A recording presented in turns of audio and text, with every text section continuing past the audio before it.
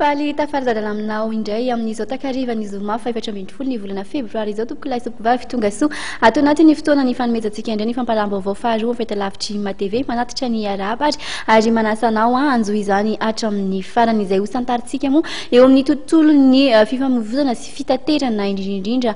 ny fampalalam-baovao nisy indrindra raha mofo ny fikasana tatoato amin'ny fampiakarana ny saran-dalana amin'ny zotra vokatry ny fionany nefa nisy ny fifanarana teo amin'ny coopérative UCTS sy ny solombavabahoaka voafidy tao Atsimondrano ary ny mpiaro ny zon'ny mpanjifa dia tsy hisy indray izay fiakarana izay izany hoe mijanona amin'ny sarany teo aloha ihany ny saran-dalana mampitohy ananosy amin'ny Imerintsiatosika ny andinjiny misy kokoa ary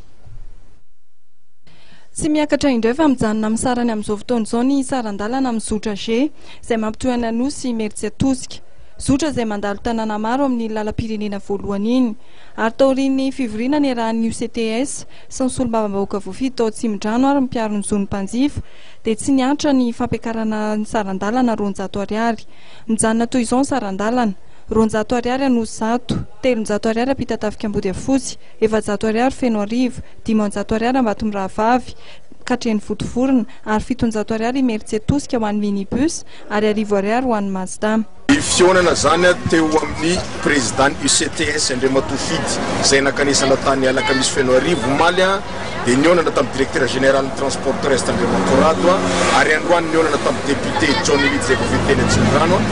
dia namokatra aloha ny fionana amin'izay fitarenan'ny olona hoe tsy tokony akarana saran-dalana ary nandray ny fepetra tandrify azy ny député zany hoe fa misy olom-boafidy zany zao fa tsy olom-boavidy tokony andrainy andraiky ny tokony izy amin'izay ary efa misy rafitra tokony hipetraka ara-dalàna dia tsy miakatra zany aloha saran-dalana rapitso zay rehetraretina tokony miakatra rapitso amin'reto ligne G ireto. Nahafaly ny mpandeha ny fanapa-kevitra tsy ampiakarana ny saran-dalana amin'ny zotra